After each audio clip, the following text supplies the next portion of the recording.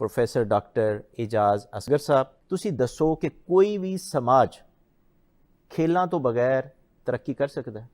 ਜਿਸ ਤਰ੍ਹਾਂ ਇਨਸਾਨ ਨੂੰ ਜੀਣ ਲਈ ਪਾਣੀ ਹਵਾ ਦੀ ਜ਼ਰੂਰਤ ਹੁੰਦੀ ਹੈ, ਸਿਹਤ ਵਾਸਤੇ ਉਸੇ ਤਰ੍ਹਾਂ ਹੀ ਵਰਜ਼ਿਸ਼ ਦੀ ਜ਼ਰੂਰਤ ਹੁੰਦੀ ਹੈ। ਜਿਸ ਵਕਤ ਤੱਕ ਖੇਲ, ਚਾਹੇ ਉਹ ਤੁਸੀਂ ਰਿਕ੍ਰੀਏਸ਼ਨਲ ਪੁਆਇੰਟ ਆਫ ਲਾਓ ਜਾਂ ਮੁਨਜ਼ਮ ਖੇਲ ਦੀ ਸ਼ਕਲ 'ਚ, ਤੇ ਉਸ ਵਕਤ ਤੱਕ ਤੁਸੀਂ ਸਿਹਤਮੰਦ ਨਹੀਂ ਰਹਿ ਸਕਦੇ। ਔਰ ਸਮਾਜ ਸੁਧਾਰਨੇ ਲਈ ਅਗਰ ਅਸੀਂ ਖੇਲਾਂ ਨੂੰ ਪ੍ਰਮੋਟ ਕਰਾਂਗੇ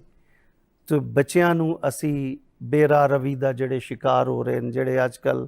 ਤੁਸੀਂ ਦੇਖੋ ਡਿਜੀਟਲ ਗੇਮਾਂ ਖੇਲਦੇ ਤੁਹਾਨੂੰ ਨਜ਼ਰ ਆਉਂਦੇ ਨੇ, ਮੋਬਾਈਲ ਫੋਨ 'ਤੇ ਬੈਠੇ ਨਜ਼ਰ ਆਉਂਦੇ ਨੇ, ਟੀਵੀ 'ਤੇ, ਔਰ ਸਲਗਿਸ਼ ਲਾਈਫ ਗੁਜ਼ਾਰ ਰਹੇ ਨੇ। ਜਿਸ ਵਕਤ ਤੱਕ ਅਸੀਂ ਖੇਲਾਂ ਨੂੰ ਪ੍ਰਮੋਟ ਨਹੀਂ ਕਰਾਂਗੇ, ਅਸੀਂ ਉਹਨਾਂ ਨੂੰ ਮੌਕੇ ਨਹੀਂ ਪ੍ਰੋਵਾਈਡ ਕਰਾਂਗੇ ਔਰ ਉਹਨਾਂ ਨੂੰ ਹੈਲਦੀ ਐਕਟੀਵਿਟੀਜ਼ ਦੀ ਤਰਫ ਮਾਇਲ ਨਹੀਂ ਕਰਾਂਗੇ, ਉਸ ਵਕਤ ਤੱਕ ਕਦੇ ਵੀ ਅਸੀਂ ਸੋਸਾਇਟੀ ਨਹੀਂ ਬਣਾ ਸਕਦੇ ਹਾਂ।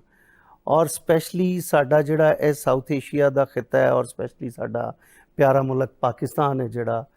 ਇਹਦੇ 'ਚ ਤੁਸੀਂ ਦੇਖਿਆ ਹੋਏਗਾ ਕਿ ਯੰਗ ਲੋਟ ਦੀ ਤਾਦਾਦ ਵੀ ਜ਼ਿਆਦਾ ਹੈ, ਯੰਗ ਜਨਰੇਸ਼ਨ ਬਹੁਤ ਜ਼ਿਆਦਾ ਹੈ, ਔਰ ਇਹਦੇ ਵਾਸਤੇ ਸਾਨੂੰ ਬਹੁਤ ਜ਼ਿਆਦਾ ਕੰਮ ਕਰਨ ਦੀ ਜ਼ਰੂਰਤ ਹੈ। ਇਸ ਤੋਂ ਪਹਿਲੇ ਜਿਸ ਵਕਤ ਤੱਕ ਤੁਸੀਂ ਕਹਿ ਲਓ ਕਿ ਬੱਚਿਆਂ ਨੂੰ ਸ਼ੁਰੂ ਤੋਂ ਹੀ ਅਗਰ ਅਸੀਂ ਇਸ ਤਰਫ